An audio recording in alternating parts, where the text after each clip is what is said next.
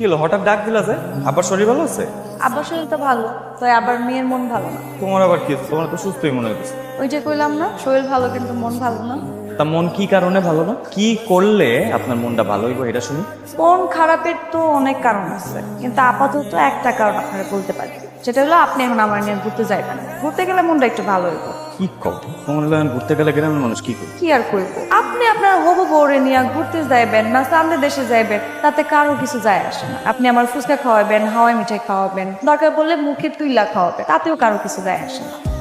আপনার আর আমার যে বিয়া ঠিক হয়েছে 5 গ্রামের সব মানুষ জানে, লুকোচুরি কিছু নাই। Happy wife, happy life, happy family.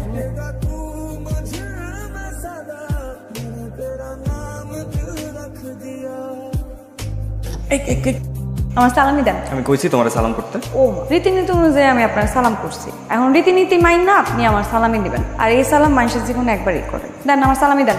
তুমি আজকাল রীতিনীতি মানো? আন্টি, আপনি কেমন লাগে আন্টি কিনে রাখছিলেন? এবার আপনিও রীতিনীতি মানে? এই ভাইজান কেমন আছেন আপনি? ভালো আছি। আপনার সালাম আলাইকুম। ওয়ালাইকুম সালাম। আরে থাক তুমি ভালো আছো? আছি ভালো আব্বা, আপনি ভালো আছেন? আছি ভালো আছি। আচ্ছা বাবা, তোমার বিদেশ যাওয়ার তারিখ কি ফাইনাল হয়েছে? জি আব্বা, ওই আল্লাহ বাসায় রাখলে আগামী সপ্তাহে রওনা দেব। আচ্ছা এইসব কথা পরে হবে। বোমা তোমার আব্বার জন্য নাস্তা পানির ব্যবস্থা করো। আসেন ভাই আসেন। কি হইলো, তুমি মন খারাপ করতেছো কেন? আমি তো 2 বছর পরেই চলে আমার ছুটি নিয়ে। কে করলাম মন খারাপ করতেছে? আমি তো আছি অনেক খুশিতে।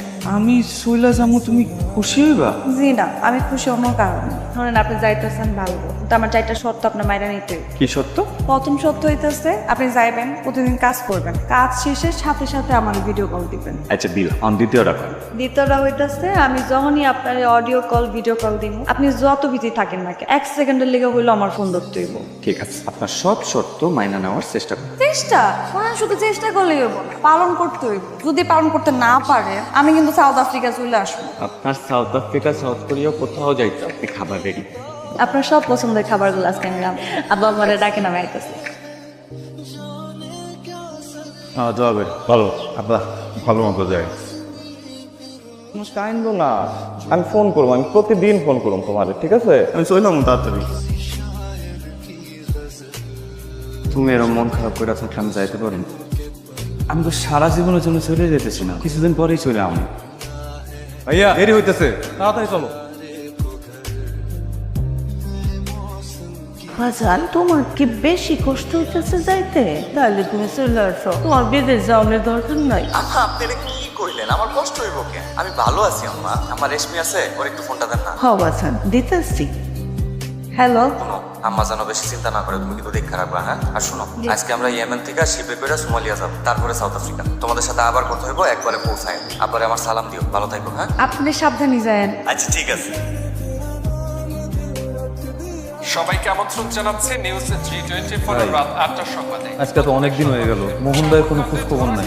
বিষয়টা নিয়ে আমারও খুব দুশ্চিন্তা হয়। আল্লাহ মাহবুদি ভালো জানে। ভাই শেষবার কইছিল 3 দিনের মধ্যে যোগাযোগ করবো, কিন্তু কোনো খোঁজ খবরই নাই। গত কেউ 30 ভালো নাই। তারিখে সোমালিয়া মন্টানে জেরিকো উডল্যান্ড জঙ্গলে অবৈধ পথে সাউথ আফ্রিকা যাওয়ার সময় 10 বাংলাদেশি সহ আরো 5 জনকে গুলি করে হত্যা করেছে জলদস্যুরা।